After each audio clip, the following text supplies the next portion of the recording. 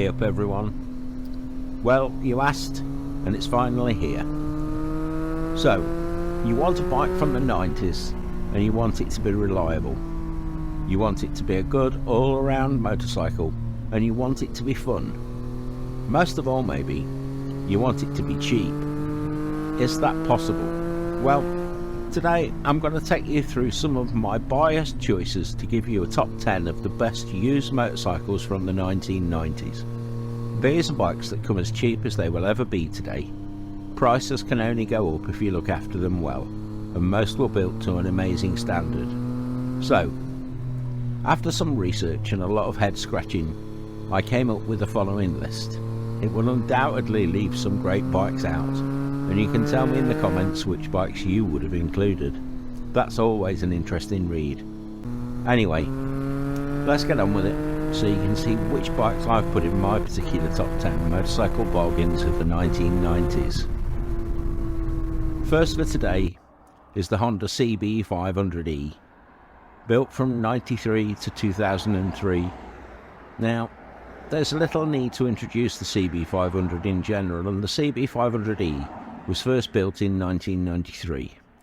It continued for 10 years with very few changes until 2003. The engine chucked out around 58 horsepower at 9,500 revs and 48 Newton meters of torque around 8,000 revs, which isn't huge. However, the engine is lively and it loves to be revved hard. It will sit with a wide open throttle all day and never complain. A dry weight of 170 kilos meant that it was unbelievably chuckable and even ended up with its own race series. I will be the first to admit that around a tight circuit I've been passed by CB500s when I was on a much faster bike. They also come with an incredibly practical 18 litre fuel tank, which will give you a range of anything up to around 325 miles or about 500 kilometres. The bike was originally built as a commuter with practical reliability in mind, and it does that better than most bikes. However, you can strap a remarkable amount of luggage to this bike and it will tour with the best of them. Or put a pair of clip-ons on and you have your very own ton-up cafe racer if you desire. Versatile and endlessly reliable, this bike only just missed out on the bomb-proof bikes list and probably should have had a mention, but I can't always remember everything. Someone once said I'd forgotten more about the motorcycle industry than they would ever know. I'm not sure whether that was a compliment or not, to be honest. Next, we have the Kawasaki ZX9R, built from 94 to 2003. As with many of these bikes, the Kawasaki ZX9R needs little introduction. The fact that it sold so well is one of the reasons it can be a bargain now. Sports bike riders, more than most, can often gravitate towards the newest, fastest model. That means there are always bargains to be had, and some of the bikes I've seen have hardly even been run in. When the ZX9R first hit the market, although the engine was powerful, it wasn't as track focused as some of the other sports bikes of the time. This didn't impress the journalists, who called it soft, but for most riders on the road it was a fantastic bike. The engine was unburstable and the seat plush and comfortable compared to many. It wasn't the most cutting edge, but the power of that engine was brutal, addictive, and surprised many people over the years. The later C model was very much more track focused, and lighter, and harsher, less comfortable, and although still a fantastic motorcycle, this was one of those be careful who you listen to moments. Although the bike sold well, obviously Kawasaki wanted to improve it. Unfortunately, they listened to the journalists and the smallest sector of the market. That meant that the small number of track day riders who were customers got a much better and more focused track bike. However, what that meant for the rest of us is that we lost the comfort at speed that the early bikes had, not to mention losing the ride height to just a 2. I still regularly see early ZX9Rs out on track days fighting it out with much faster and more modern bikes, and long may that continue. Next, we have the Honda CBR 600 F2. Now, You might consider this cheating because the Jelly Mould CBR 600 was first built in 1987, but from 91 to 94 we had the CBR 600 F2 arrive. It had an all-new steel perimeter chassis, and they are still affectionately called Steelies by their many ardent admirers. If there is a classic CBR, this is it. Despite the FZR winning more races and the ZXR 600 being faster, it was the Honda that sold the most by a long way. The new sleeker bodywork hit a perimeter frame with braced engine mounts. The engine was now 599cc and made around 100 horsepower at the crank, and got about 90 horsepower to the rear wheel. On a good day, that would give you a true 150 mile an hour top end from a 600cc production bike. The bike continued to be developed for years, and Honda continued to improve the design each year, but in many ways, the Steely is still the favourite of many track day riders.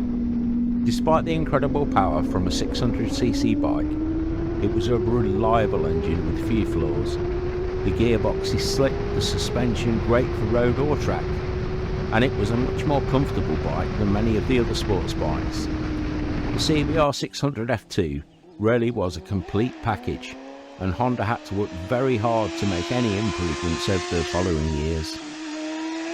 Now, maybe not all, but you'll find many of the bikes from as low as £2,000 today in the UK, even lower if you don't mind tinkering. That will be different depending on where you are, but for that price you can often get a well-sorted motorcycle that runs perfectly and has been looked after well. You might even get some extra Falcos on there that would have cost you a fortune to buy new. These are practical motorcycles you can use every day of the week and enjoy the fact you got it for a bargain price as well as enjoying the ride. And that's the thing about these bikes. They're practical bikes at great prices. You don't have to pay a fortune for a fantastic motorcycle. Unless you really want something straight off the showroom floor, there's a massive choice on the second-hand market, and if you're lucky, you'll find one of those cherished motorcycles that's been looked after like a baby, cleaned to within an inch of its life, and had its oil changed long before any service intervals said it should be. Now, there are some things to look out for, and one of those is the Falcos. Remember, not every add-on or extra or aftermarket part is good. Classic motorcycles are always worth more in original condition, and it won't be long before all of these motorcycles are considered classics. Knowing that someone has spent big bucks on some trick aftermarket suspension is great, and can only make the ride better. Unfortunately, the same can't be said for those aftermarket cans out there, especially if the bike hasn't been tuned for the exhaust. Some cans, especially short stubby open cans, will make the motorcycle run leaner unless they've been retuned. This increases the temperature of the engine and will increase wear. Check what you can in the paperwork and think about the seller too. What kind of rider are they? How meticulous do you think they've been with maintenance? These are all factors to consider when buying any second-hand motorcycle. Anyway, back to the bikes. And this one is a bit of an epic, but I do need to explain something. The Triumph 900 Trophy 3 was built between 91 and 2001.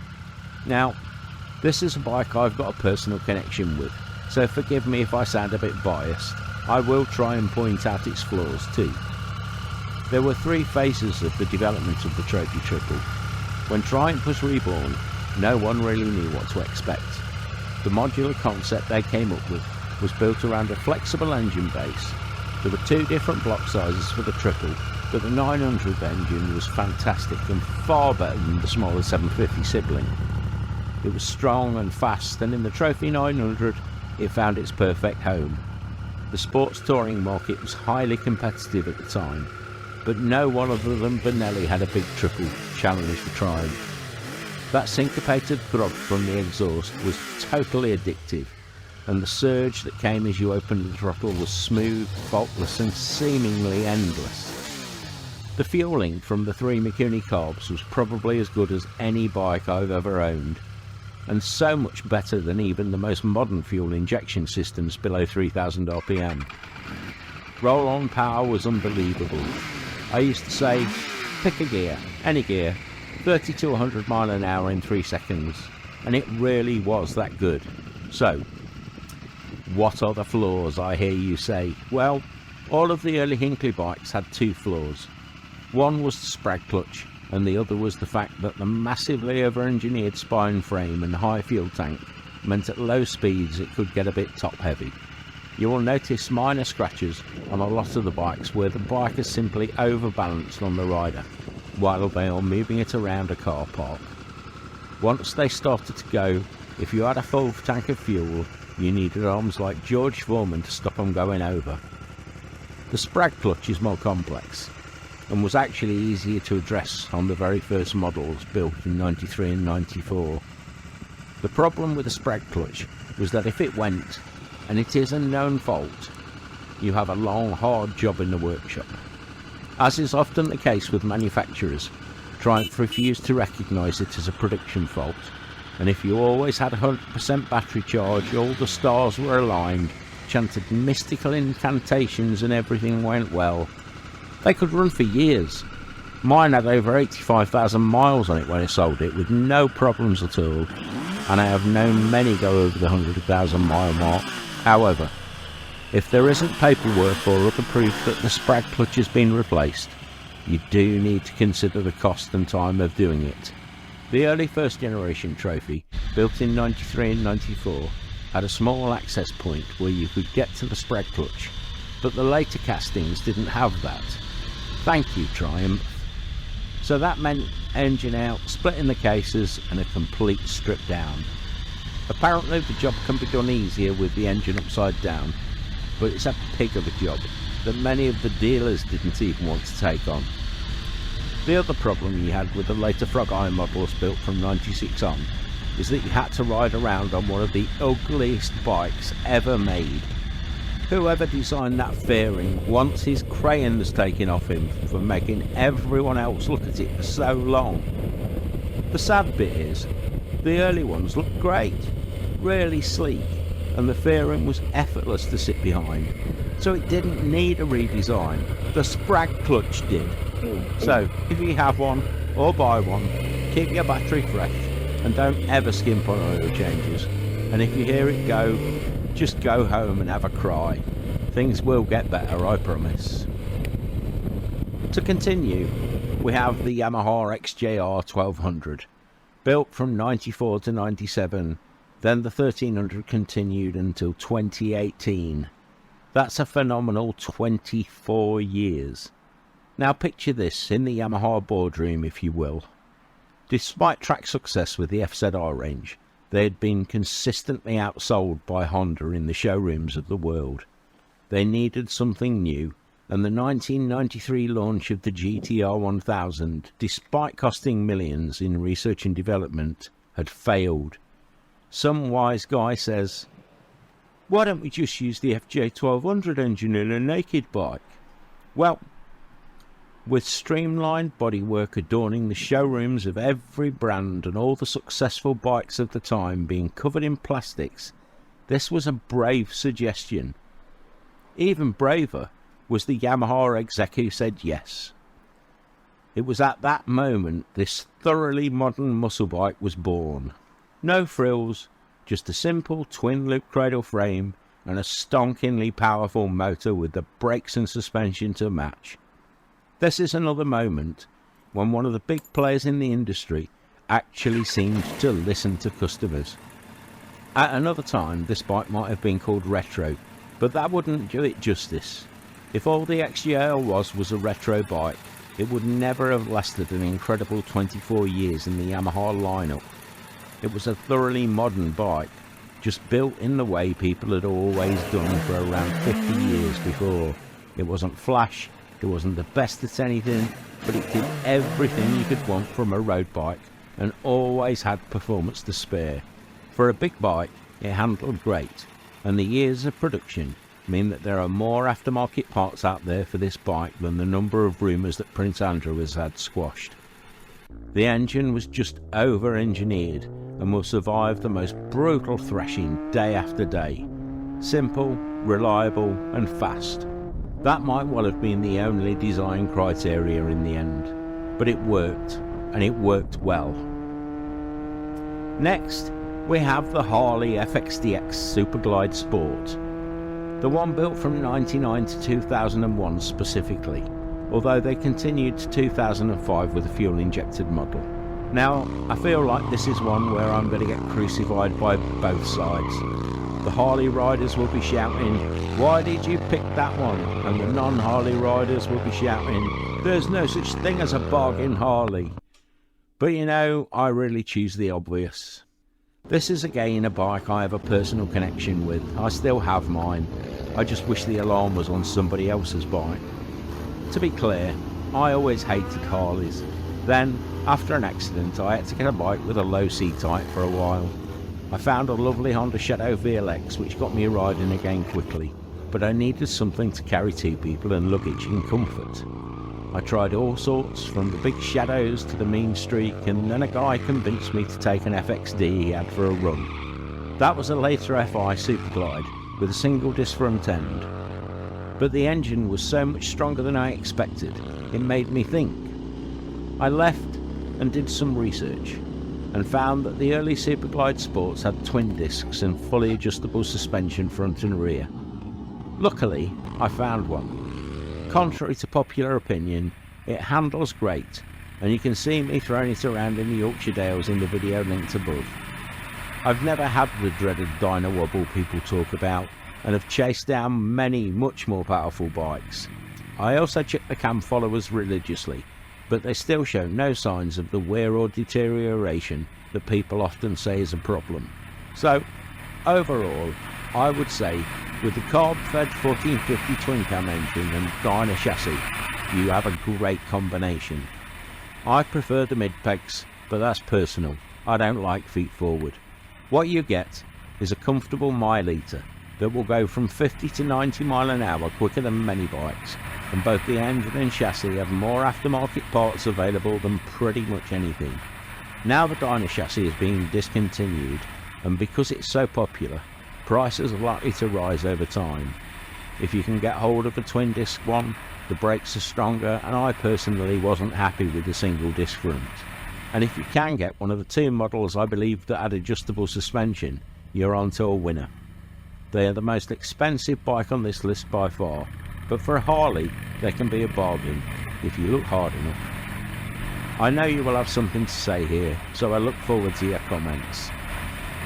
Next, we have the Aprilia SL 1000 Falco. The Aprilia Falco just slips in here as it was first sold in 1999. It really is a fantastic bike that can come in at real bargain prices.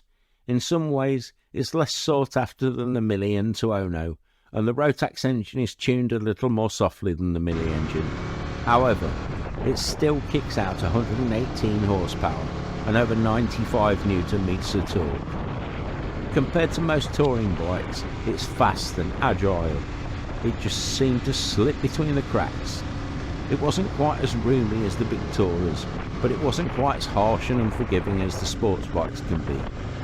A dry weight of just 190 kilos, fully adjustable suspension all around, and a comfortable riding position help to make the Falco a joy to ride, whatever the road brings, and it has to be one of the most stylish modern Italian designs.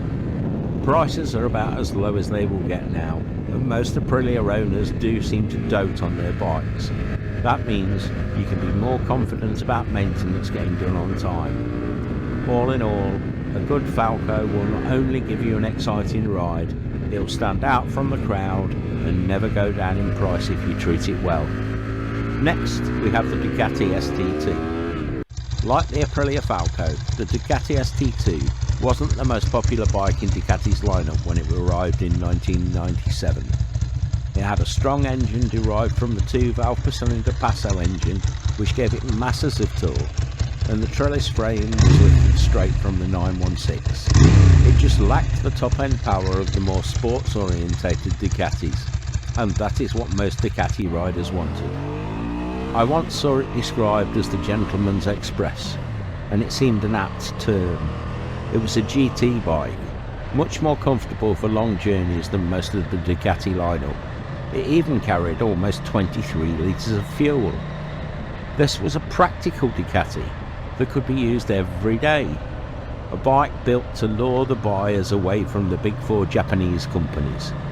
It just didn't quite manage it.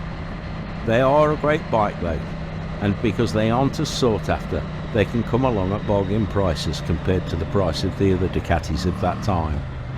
This was, after all, the golden age of Ducati, when the Castiglione brothers took them to the very top as far as performance was concerned. Next, we have the Yamaha XJ9R Diversion. 1994 was a good year for Yamaha. It had to be after the debacle of the GTR 1000. As well as the XJR, they also released the XJ9R Diversion. Now, let us make no bones about it, this was a bike built from the parts bins at Yamaha, with very little in terms of innovation or research and development. Like the XJR, it wasn't the best at anything, but as a complete bike, it was so much more than the sum of its parts. It had less power than the FZR 1000, but it still had more power than most riders could ever use. It didn't have trick suspension, but it was preset to work really well in the real world without having to touch it. It was detuned, so it was ridiculously reliable, and the shaft drive finished off the package really nicely. The nose cone fairing made touring effortless, as did the powerful FZR derived engine and smooth gear change. My only criticism to Yamaha on the XJ9R would be that it would have been even more fantastic with a 6th gear for those long highway runs. The 5th gear is reasonably long, but I do feel that lowering 5th and adding a 6th gear would have been of benefit. That said, don't let that comment take anything away from this fantastic bike. Next, we have the Suzuki GSF 1200 Bandit. This is the last motorcycle on the list today, before we come to some honourable mentions. It's another bike that could well have been included in the Bombproof Bikes video. It's a standout bike for many reasons, and another bike whose popularity when it was released means there are plenty to choose from. I could have chosen any of the other Bandits, but the GSF 1200 Bandit is the one to get from my perspective. I remember the Bandit being labelled retro, and just like the XJR, I think that misses the point. The 1200 Bandit is, was and possibly always will be the ultimate UJM. The sort of bike that will do whatever you need it to, whatever the weather, and always bring a smile to your face. It is as happy taking a trip to the shops or daily runs to work as it is on a highway or a twisty back road. I think of the Bandit 1200 a bit like a golden retriever. It's always happy to go and do anything you want it to do, and it's a lot stronger than you might think. This is another bike that has a huge pile of aftermarket anything available, and the GSX derived air and oil cooled engine can be endlessly tuned if that's what you want. I think the 30-year-old design has actually stood the test of time pretty well and looks less old-fashioned than some modern bikes. With just under 100 horsepower standard and around 90 Newton meters of torque, these bikes will keep trying to go faster until the point where you really are struggling to hold onto the bars. That does get easier with the S model that has the small front fairing. I remember one journalist who expected a tame old UJM grabbing the throttle of the 1200 Bandit and then being stunned by the fact that the front wheel didn't touch the ground until 4th gear. But this was a Suzuki, with one of the finest engines they ever made. Why he would have expected anything less is beyond me. First, some thoughts from the shed. As I've been writing this, I have had a bit of a revelation, with the realisation that as well as the Ducati Monster and the Ducati ST2, there are a whole host of absolutely stunning bikes out there that have been built almost entirely from parts bins, and they are actually some of the best bikes that have ever been built. Maybe there is something behind the philosophy of use what you know works best. Let me know your thoughts in the comments below. Lastly, we do have some special mentions. As usual with my lists, there are a few bikes that it would be thoughtless not to include. I featured the FZR1000 in the 80's bargains video linked above, so I'm sure you understand why I didn't include it here. However, from the FZR range came a whole family of new bikes in the YZF range. All were amazing bikes, from the first Thundercat and Thunder Race to the ubiquitous R6 and R1. This family still lives on today, although we have now sadly lost the R6 other than for track use only. Honda, as usual, could have had several entries, from the RC51 VTR 1000 Firestorm and the Fireblade to the unbelievable RVF 750, but none will come in at the bargain prices of the CBR 600. The Kawasaki 750 Zephyr is another bike that could have got a chance if the 90's weren't so filled with fantastic bikes. Not as powerful as the big Zephyr, it was another great bike and more than fast enough for most roads. Lastly, I will give Triumph another mention. The relaunch of the company had gone well and the new bikes were gaining a reputation, but they still hadn't quite found their place in the market. Then, in 1999, the first fuel-injected triples came out, with a newly engorged 955cc engine. I could name numerous models, but for me, in many ways, the Sprint RS is the cream of the crop. It was a sort of classier hooligan than the Japanese bikes, but without the temperament of the Ducatis, and that 955 engine really is fantastic. I know I'm not alone if I say there is something mesmerising about the sound of a good triple. I will end it here on a happier note in this video. I hope you enjoyed it and look forward to reading your comments as always. It would be great if you could like the video, and if you have enjoyed it, why not subscribe and join what must be the fastest growing motorcycle channel on YouTube this year. You will get weekly news, views, adventures and more from the motorcycling world. I remember it wasn't long ago I was saying thanks for all the support when we got to 1,000 subscribers, and it won't be long before we're at 10,000 now. I really can't thank you all enough. You are the people who have made it possible for me to spend all the time I do researching and producing these videos. So from the heart again, I say thanks. Visit the website in the link below for the full article if you like a good read. The Redbubble shop is also linked in the description. You'll find the best selection of biker t-shirts and other merchandise anywhere, made by bikers for bikers. There are more exciting motorcycle adventures and stories from the shed and beyond in the website too, so why not grab a cuppa and take a look around. You won't be disappointed. I hope you get some great riding in. Ride free everyone!